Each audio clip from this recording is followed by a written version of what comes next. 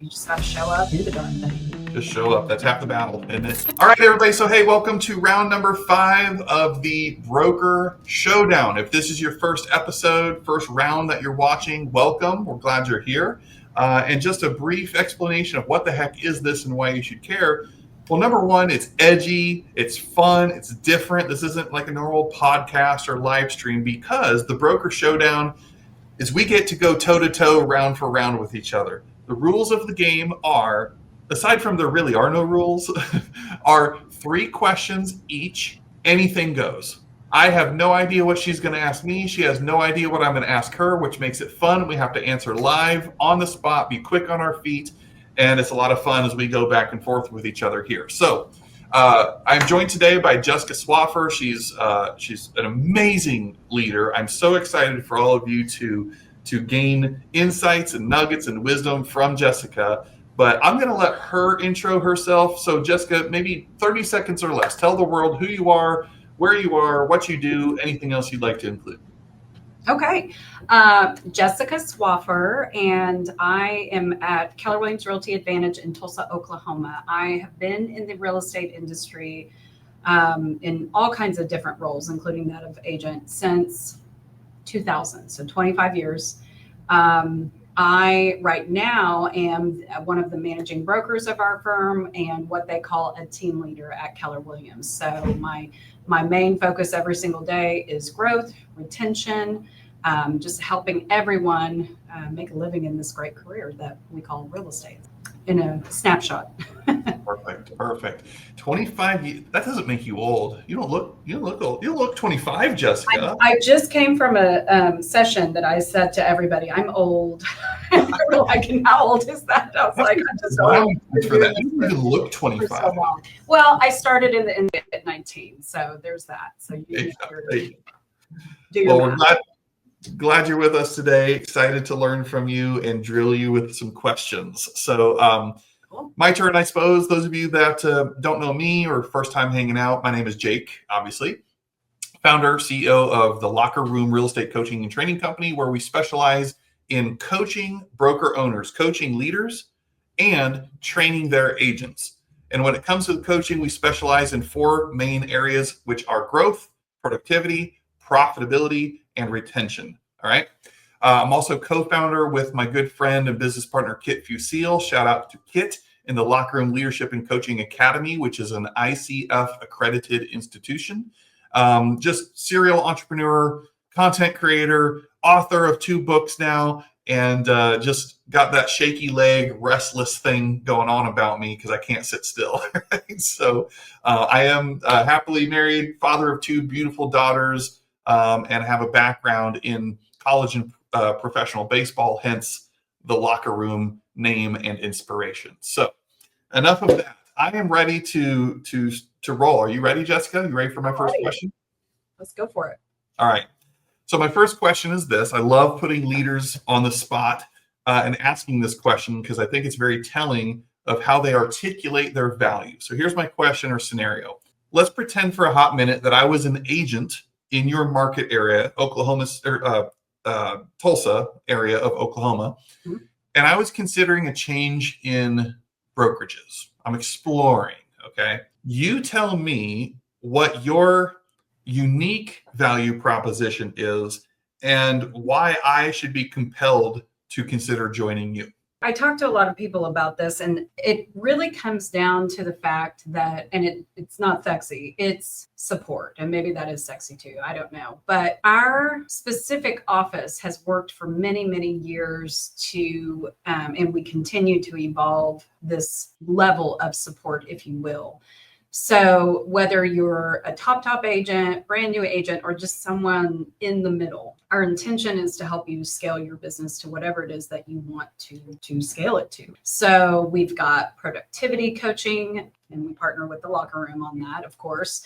And that really helps our brand new agents and stay in production. Not only that, but we have existing agents that have hit a wall that take advantage of it as well. And it's custom tailored to them, not just, here's a model, step into it. We work independently with every agent to help them succeed in that. And then, we really partner with our agents. We I always tell people all the time, if you're chasing a commission check or a split, we may not be the model for you. We are very competitive in that, but ultimately nobody joins us just for that. Our company is known for training and coaching. And so we take that and we put it into support at a very high level. All of our leadership team, including our tech directors and our marketing, all of that goes into it. And we're always looking for ways that we can help agents build their businesses or make it easy. I'm known for taking an excuse out of the framework. So if you had this tool, if you had this thing, would you use it? Would you implement it into your business, and let us help you do that? The other thing that is very different specifically, and I know even other Keller Williams offices that don't follow this model, but our leaders, especially our brokers, are not in production any longer. And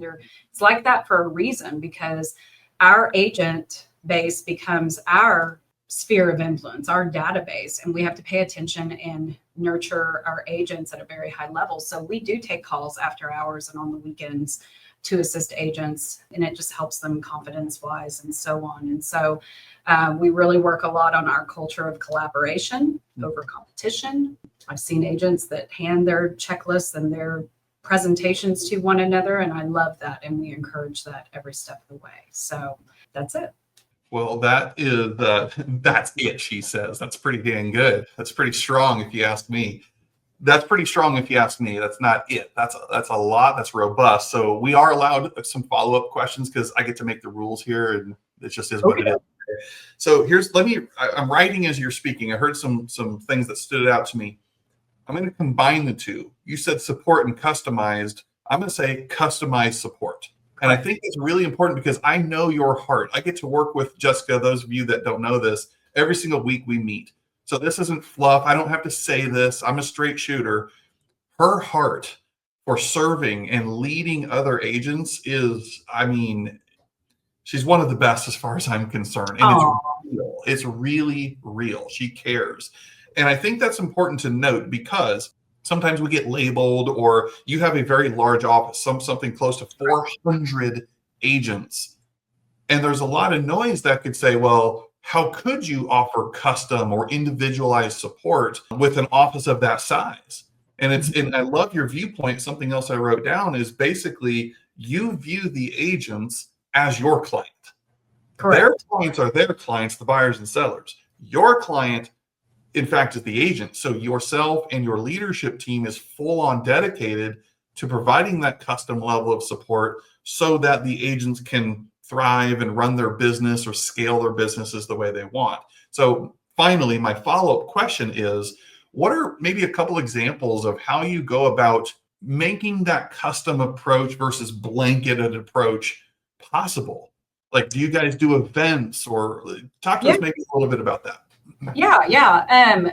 So I'm a big believer in surveying our agent base and doing it often. What's working, what's not working, what do you want to see?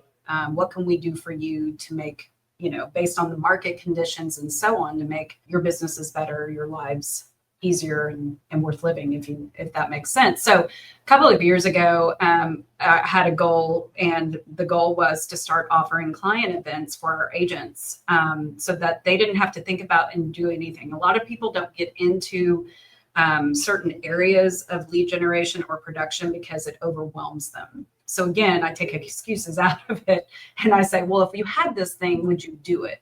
And so we do 4, really 3. One big event a year is for our family, for our agents and their spouses. So we really focus on them too, let them have some downtime. But 3 events a year are focused around an agent and how they could actually go and market this to the client. So the last couple of years, and we may switch this up in 2026, but it has been very successful the last 2 years, and it's called Leave a Legacy. So we bring in an attorney and have them break down the steps of estate planning, building a trust, and the will, just all the ins and outs about that. She's also an elder care attorney, so she knows about transitioning loved ones from maybe their forever home to assisted living. And so we have had tons of people we end up having close to about 100 each year that come in. And so all the agent has to do is take this and then go market it to their clients. We do the marketing pieces and everything. And we do the touch points of this week you're going to be calling, next week it's a reminder, and so on. So it's literally just plug and play for them if they want to participate. And we have many that do. We do a fall, we call it, I think it's called Monster Mash Dash. And I actually ripped off and repeated that from someone else, but it's a different kind of event. So it's like a fall festival. We do a trunk or treat. We have a DJ come in. It's just fun. We do it at our office parking lot because we're right on a busy intersection. So we have a lot of our community come in, which then gets added to an office database so that we can continue to market to them, because even if the agents don't know them, then we can continue to market and then possibly hand out leads, later down the line. And then of course they bring all of their database. We do like the best costume, person that's dressed up in that scenario. And then we do, of course, pictures with Santa, because everybody's always looking for a place to take their kiddos and loved ones. This year, we're doing in different locations because the last year we've done surveying and people want to bring their pups to get pictures with Santa as well. So those are our three big events that we push out to the public and the client. And then we do two big events with our family, our agents. This year we are doing a bingo night. We're very excited about that in June. It's coming up. And then in December, we do a Christmas party. So everybody really enjoys that as well. Awesome. That's awesome. That's fun. I appreciate the real world examples that you're giving here too. And speaking of bingo night, shameless plug for my daughter's elementary school, because tonight that's where I'll be. They got they got their annual bingo night where it's like a fundraiser thing or whatever, so yeah. Silent auction. So I'll be there playing some bingo tonight at my daughter's grade school. Yeah, if they know me and I'm a weirdo because I don't like games, but I will play bingo and I will do trivia, and that's about it. There you go. That's just we're ready for retirement, I guess, right? Not to be, It's good. It's good. All right, your turn. First question for me. Okay, so if a agent came to you saying, Jake, I'm doing okay, but I know I'm capable of more, what's the first area you'd help them evaluate or shift? All right. So restated, if they came to me saying, I'm doing okay, but I know I'm not tapping into my full potential, there's more, where would I first evaluate? Is that essentially the question? What would you help them evaluate or shift based on that statement? Mm-hmm.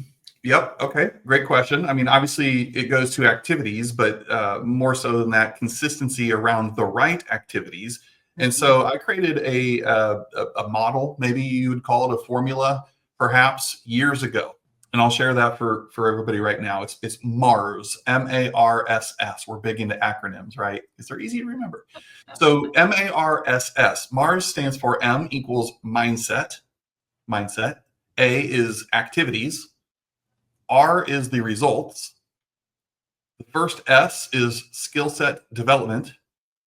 And the last S is systems and processes. And here's how I would use that. So every agent that I, in a former life, used to coach, when I was welcoming them, onboarding them into my program, I would explain to them, here's what I do, and here's what I don't do. I am not your compliance person. I'm not your tech guru. I'm not these things. But when it comes to MARSS, that is where I want to live in your mind relentlessly. I'm going to dominate your mind share when you think of these 5 things. I want you to think of me. Because these 5 things are what I coach around. This is what's going to lead to the breakdowns as well as the breakthroughs. And those things are in a very specific order for a very specific reason, because everything starts and ends with mindset. So when you ask, where would I first evaluate? I'm not going to take anything for granted. I need to evaluate, what is their mindset like? What is there a mental roadblock that's causing them to feel like they're stuck here, even though they want to be here? And typically speaking, to condense this, the gap between where somebody is compared to where they want to be is relatively similar to what I'm telling you. It's mindset, it's activities, or it's skill set. It's generally one of those 3 things. So if we analyze the mindset, we're good. We got no stinking thinking going on. Awesome. We can check that box and move on to the next area to explore. What are you doing? What are your activities? How consistent are those activities? How much or how little of those activities? I'm going to look at the whole spread now that we've moved beyond mindset of what are you doing and or not doing. And we're going to interrogate that and perhaps make some adjustments along the way. Again, let's assume that we're good here, doing all the right things, no complaints. Now I shift to the R, the results. To me, the results are, yes, the lagging indicators, but in that same conversation, it's the conversion rates. So you're telling me you're doing these activities, 5 contacts a day for 5 days a week. Okay, perfect, like clockwork. But for some reason, the conversion rate is lagging, and we need to peel back the layers of the onion to figure out what's going on, which takes me to the first S, skill set development. Is it a scripting? Is it a skill set issue? What's going on here? Because if you are in fact doing the activities and not getting the results you desire, I'm going to go to skill set next to figure out what is it. Can we make a tweak, grab me the wrench and change something? Generally, that's not so big and overwhelming. Generally, it's the small little adjustments that make the biggest differences. And last but not least is the final S, which is systems and processes. Now, all those first 4 are good. We're humming along. Now we get to the fun conversation of what systems, how do we scale this? How do I do more or the same in less time? That's a whole different conversation for a different day. But that would be my long-winded answer to your question is I'm going to check the boxes of MARSS and see somewhere along the way there's probably something going on that we can diagnose. So I have a follow-up question.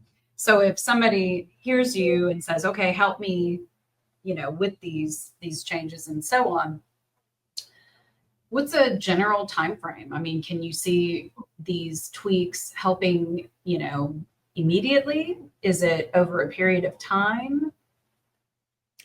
Okay, fair question. I struggle ever giving a blanket answer to questions, especially like that, but I will give you an answer. I know where I think you're going with that.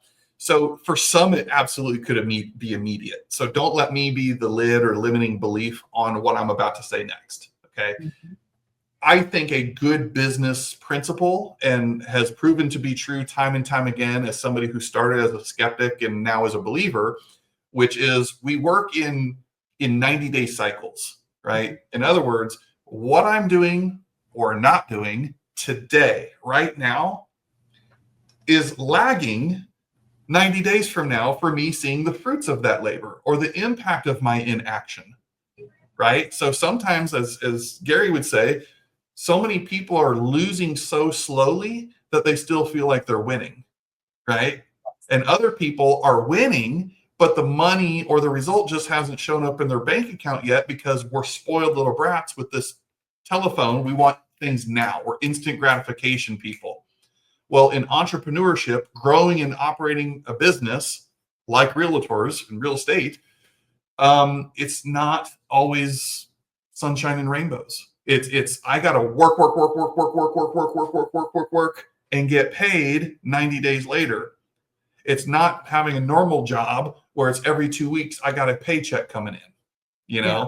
So we have to pay that, put in the sweat equity now for the payday later. But the good news is, as long as I'm consistent with my activities, it completely swaps.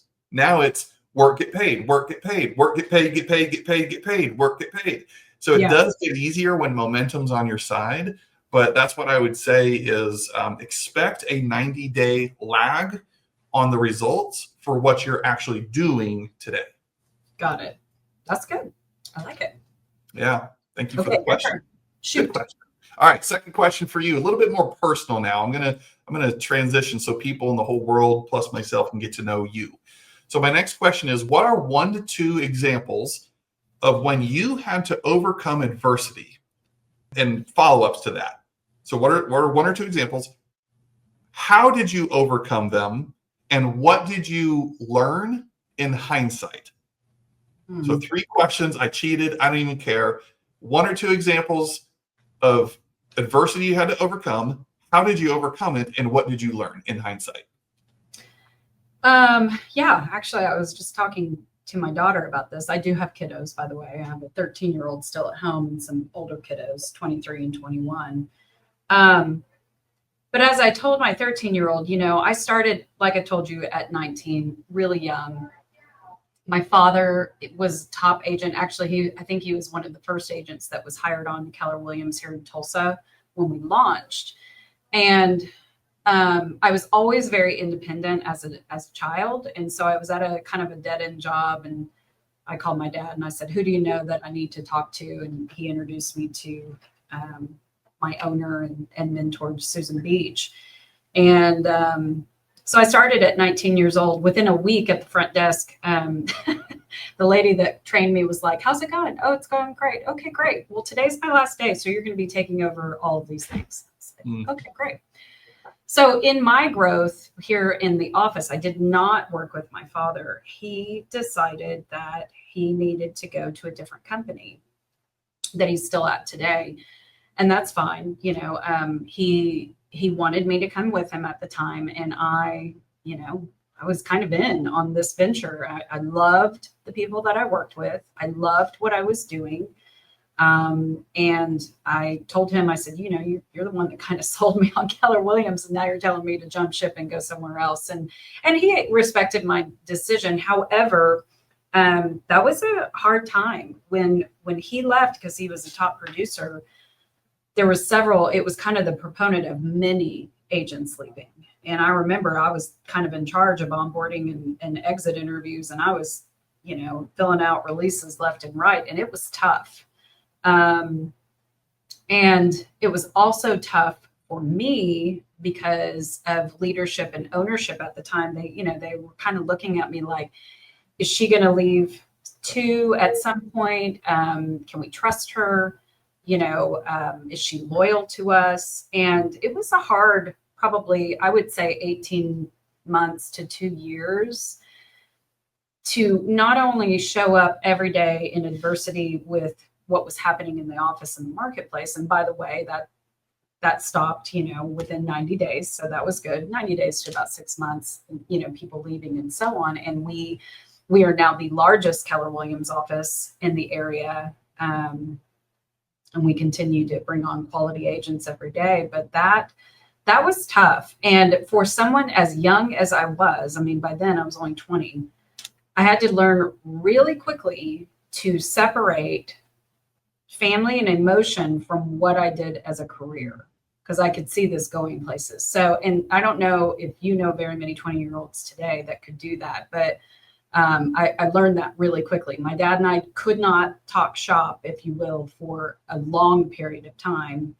for that very reason. Now we're still close today, and now we can kind of talk real estate today because it's been many years, but that was one piece of it. And again, I learned that and I still apply this to everything today, if you just kind of block out the white noise, that's what Susan always tells me. If you block out the white noise and just get in there and do what you need to do, you'll be rewarded in the long run. And that's what I did. I just stayed the course, stayed who I was, and it worked out. I ended up becoming the youngest, what we call a market center administrator, which is kind of a CFO's operations and so on. And I did that for 9 years at one point. And it was an interesting transition for sure.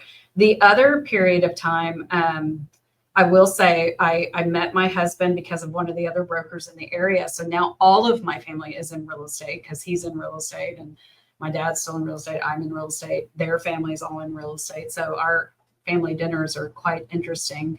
But even now, my mother-in-law owns one of the other franchises in the area. And then over the years with Jake's help, I developed a productivity coaching company for our group here and expanded it to all the other offices. So even now I have to keep my emotions in the line, and keep everything separate. And that's hard. It's hard to do.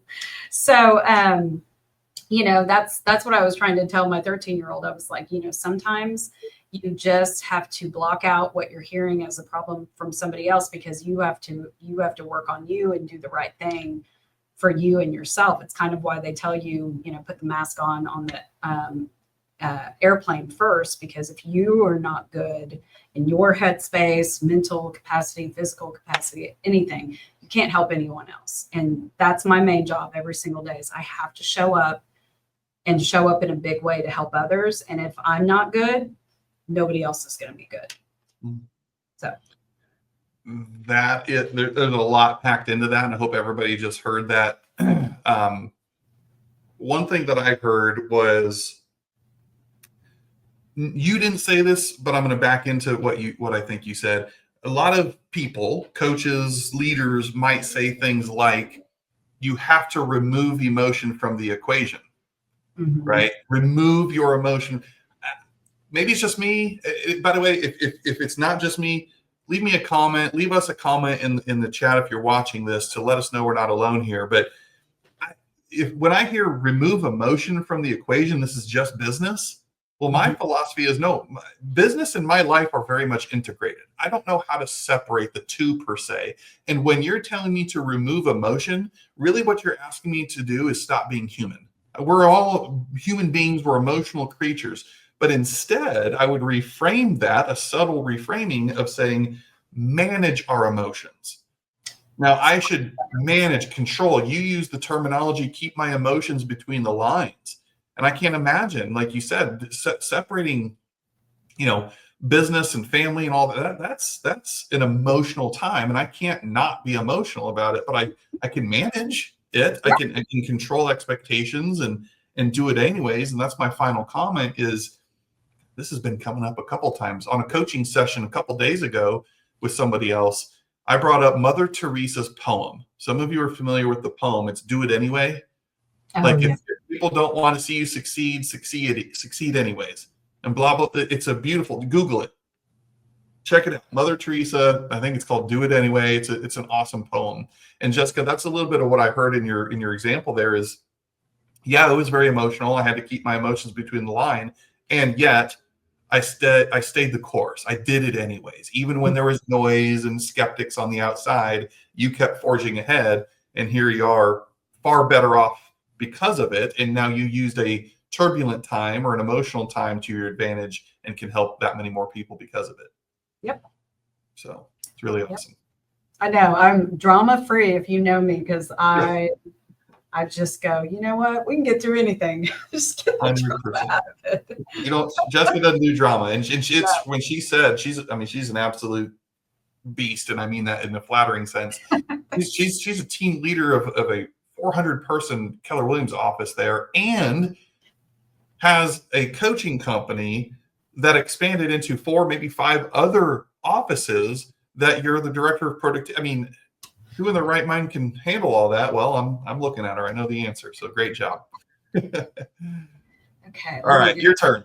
So what's the biggest mistake agents make when they're trying to grow or scale, and how can they avoid it? Biggest mistake agents make when they're trying to grow and scale, and how can they avoid it? Oh, I could take that a lot of different directions. I'll take this one as they're too entrepreneurial. You guys in the Keller Williams world would call that going from E to P, going from entrepreneurial to purposeful. So my answer consists of a couple of examples here. They don't document what they're doing. Everything is kept up here in their brain. Therefore, case by case, client by client, nothing is systematized, nothing is documented, so I can scale it or have a SOP, standard operating procedures, that I could hire somebody and say, here, run it this way. I've got it all documented, so it's not living in my brain anymore. It's documented in my binder. Just flip to this page 17, and it'll tell you exactly our contract to close process. So when you're talking scale, I took it to efficiency. I took it to systems and processes, which leads to leverage and ultimately could lead to somebody bringing in another human being to run that system and scale, right? But I think that's a major mistake, is they're not thinking like a business owner early enough, right? They're not documenting the ingredients to the cake recipe so they can produce a consistent, good tasting cake every time. you know, I'm being metaphorical, of course. The other thing that I don't think they do, and you know I'm big into this, I reference it a lot in coaching and sports, is they don't study their game film. And I use this analogy that if you're watching a football game, for example, and the quarterback, they had a turnover on downs, okay, so it's the other team's ball, and the quarterback comes running off the field, and the camera shows him sitting on the bench, and somebody hands him what? What is he looking at? What is he going like this looking at? Well, they handed him a tablet. And on the sidelines, they will literally show you that quarterback holding the tablet doing this. And what is he looking at? He's looking at the game film, frame by frame, where that offensive lineman missed the block, why he threw the ball and the wide receiver didn't catch it. So the point is, if we can carry that type of philosophy into real estate, and realtors, leaders would just pause, just sit there for long enough and quote unquote study their game film, we can go back into the game on the next play, the next open house, the next appointment, the next phone call, and be that much better. And some of you in the military will appreciate this. It's kind of like an AAR, after action review. In our world at the locker room, we came up with another acronym. It's called KISS, K-I-S-S. It's real simple. Whatever I just did, I need to ask myself 4 questions. The K, what do I need to keep doing? The I, what do I need to be more intentional about for next time? The S, what do I need to stop doing? The other S, what do I need to start doing?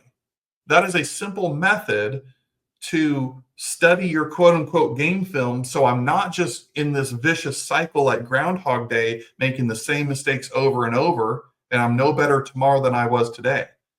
But just be a little bit 1% better tomorrow than you were today. So all of you right now, if you have an open house this weekend, before you drive off after it ends, kiss it. What would you say you need to keep doing? It's working. Next open house, what do you need to be a little bit more intentional about? Your next open house, what would you stop doing? And your next open house, what would you start doing? What would you experiment with? Try it out. So that's my answer, is I don't think enough agents document their business because they're not operating with the mindset of a CEO. They're living in entrepreneurial land, doing whatever comes natural to them. Mm-hmm. And they need to break through that ceiling and do what's purposeful and document those things so it can scale and it can be duplicated like a recipe making a cake. And I don't think they slow down enough to study their game film, and they just keep making the same mistakes like it's Groundhog Day for 20 years selling some homes. Yeah, I love that. And it goes back into the first question I asked you too. It's like, I know I'm capable of more. That's exactly what you would lead them into doing, almost, is saying, tell me about your business. What are you doing that's working right now? What's not working? How can we look at that differently? Exactly. I love that, because I wish more people would document what they do and really ask themselves that. For sure. Okay, cool. All right. My last question for you then, number 3. I've gotten to know you pretty well, and I know you have a very heightened sense of awareness. You are a student of the game. You take pride in developing your leadership skills, and you're just always striving to be better. You're committed to that quest of significance and helping other people achieve success. So what would you consider, so a little self-awareness time, to be your greatest strengths? What are an example or two even of your weaknesses? And how do you go about making sure that you are living in your strength zone versus just getting sucked into the busy work or stuff that you don't really enjoy? I think my greatest strength is I am really good about someone telling me what they want to happen, or their vision, or how they want to structure something. And so a big idea maybe, and I can take it and I can turn it into actionable steps, maybe some systems, different routines that might help them achieve their results. And I think outside the box a lot of the time. I'm like, well, what about this? And I mean, somebody just told me last week, it was an agent that I've recently started working with this year. And he said, you know what I love about you? And I was like, what? And he said, I love that you're able to think outside the box with me. And I said, yes, I am very creative in that area. I'm just, this goes to one of my weaknesses. I'm not as great at implementation. I need a whole team around me. Like, I've had to learn many times over the years that I can't do it on my own, even though I think I can most of the time. So, but yeah, I help people every single day identify different things. How can we break those into steps? What's the system or priority? A lot of people have a problem with priorities and identifying what those look like.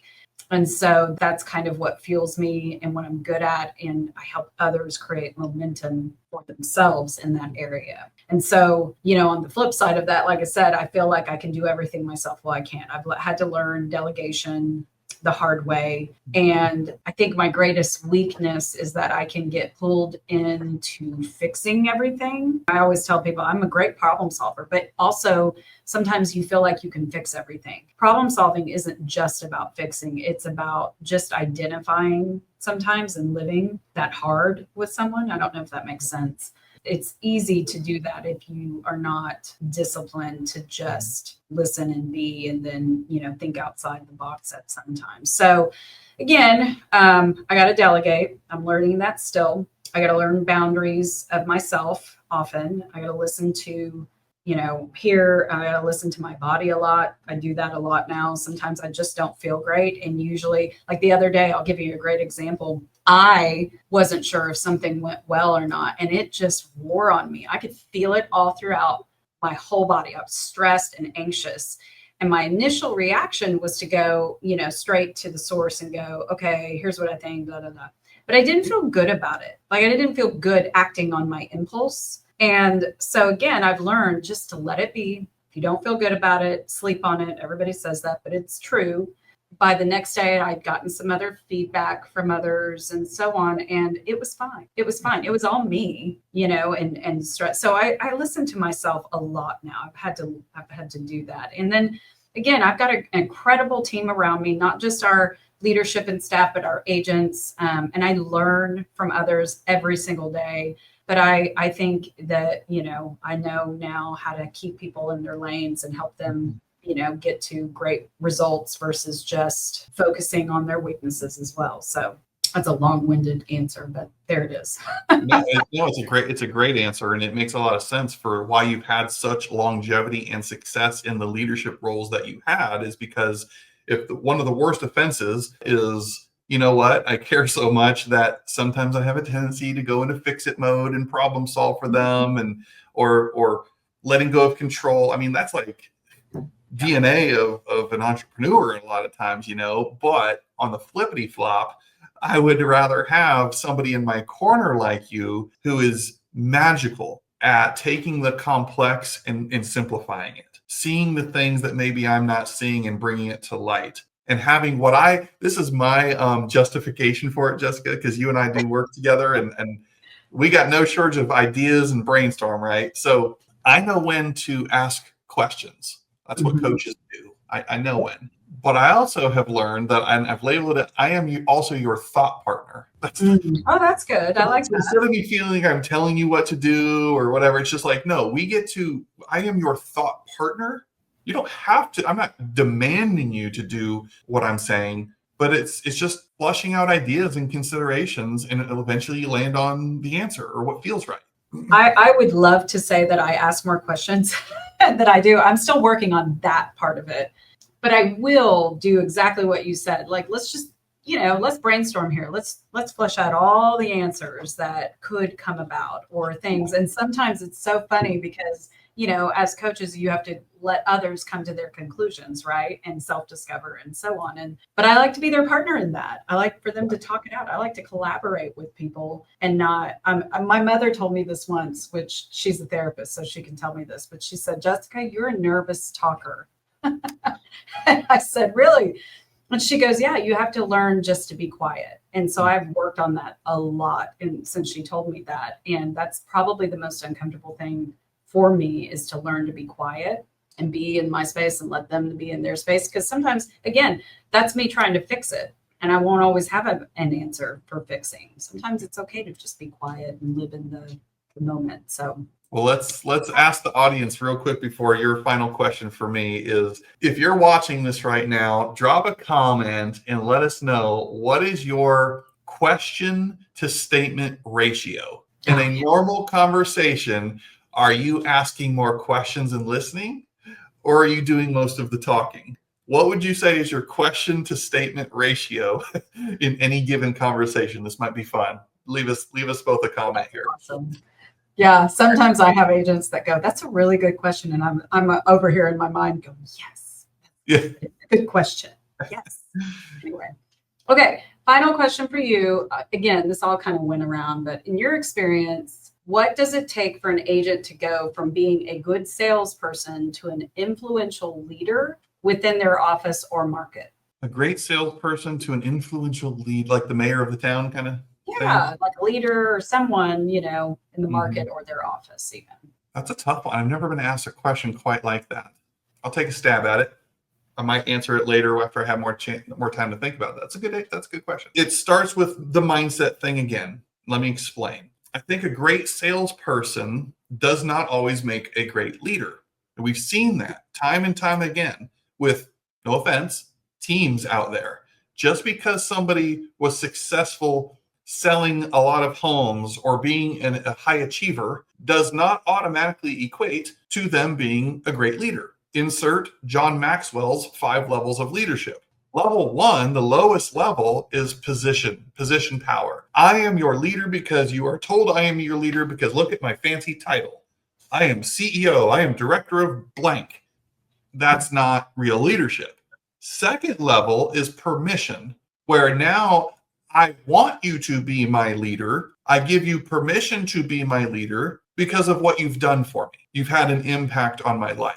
The third one, and I'll stop here, is more about the results, like what you've now helped generate for other people, not just generate for yourself. And that now segues into my answer, which is, I think what would make them from a great salesperson to a leader of others, a leader in the community and seen as such, is the mindset shift of it's no longer about me. When it's about me, and this isn't bad, we all go through this phase, it's about success, my success. But now when I can transition from my success into a world of significance, now significance means it's about other people's successes. I am duplicating other leaders, not just followers. I'm not just telling or showing people what to do, but I'm helping them realize and self-discover what they should do and what would work for them. So in essence, I'm getting at not doing it for the accolades or the prestige or the title and the status about me. I am a leader. Because I sold a lot of homes, that qualifies me to be the mayor of the town. No, I'm going to instantly ask, what have you done for others? Show me your service. Show me the success of others that they've been able to achieve as a result of your leadership and impact. So I don't know, maybe I took this a direction you weren't intending. That was good. But that's kind of my, at least a philosophy or belief system perhaps that's coming out right now. I don't think you just get to call yourself that. It's earned. It's a respect. And it's looking at the impact you've had across others, not just the success you've had yourself. I totally agree. That was a really good way of shoring that up, because I think that is the best way to think of it, is taking your I out of it, and now you're going, what am I doing to lead others? It's hard to lead others, They've got to want to be led. Yeah, for sure. No, okay. That's a great question. I'm going to actually think about that more later today. So, anyways, we want your answers as well, guys. If you're watching this replay, we get it. Let us know. Any one of these questions that you want to weigh in on, please feel free to comment. We love listening to different perspectives. If it maybe helps you think about something a little differently, maybe Jess said something that really stood out to you, let her know that. Give her a shout out, kudos in the comment section. That being said, yes, let's land this plane. I didn't prepare, I never do for anybody for this, but any last words of wisdom, gold nuggets, anything you want to say, or just advice in general that maybe you haven't said yet? Gosh, I don't know. I just feel like everybody that I've talked to lately, it's been hard, over the last couple of years for sure. And I've had agents and other leaders go, well, what are you doing? What are you doing that's working? And I said, I don't know. I just try to show up every day. And just like what I said, I just put the blinders on to the white noise, and I just buckle down and I do what I know is best to do, which is, for me, it's being in front of people and helping every single day. And I know that if I do that and I focus on that, then results will come. And, it's nothing strategic. It's nothing like, oh my gosh, it's time over task. What is that? Time on task. Time on task over time. That's what it is. And you don't even notice that you're doing it until results start to come in. But that is what I do. I mean, it's nothing crazy. It's just something I've learned to do, which is hard for some, everything going on in the world right now, but you just got to show up, do the darn thing. Just show up. That's half the battle, isn't it? And lean into others and protect this thing, and just do the right thing long enough, and results and your success is guaranteed. So that's right. I love it. I love it. This was awesome, Jessica. Thank you so much for giving us the time, the energy, the wisdom that you've shared today. We're going to make this obviously available on replay. It's being streamed on Facebook and Instagram and YouTube and all over the place. So hopefully it was impactful for others. I know it will be. And just thank you so much again for everything. And I hopefully look forward to doing this again with you someday. Yeah, that'll be fun. Thank you for having me. This has been I'm always flattered when someone goes, we want to interview you. I'm like, oh, you do? Absolutely. Okay. Well, by the way, real quick, if somebody wants to connect with you offline, or maybe in fact explore what you got cooking over there in your world, how should they reach out to you? Any information you want to give, or whatever? So cell phone is always best. I'll go ahead and leave it here, 918-361-5904. Jessica Swaffar with an AR at the end at kw.com. I'm here in Tulsa, so hopefully I see you out in the marketplace, but you can also friend me I'm on Facebook and Instagram the most, but Jessica Shelton Swaffar. So anyway, reach out. I'd love to talk. Yeah. Highly encouraged. No matter what, she's just a great person, great leader, somebody I would definitely be following. So thank you again. And you and I have coaching to do here. Yep. All right. Let's get to it. Thanks, everybody. Bye.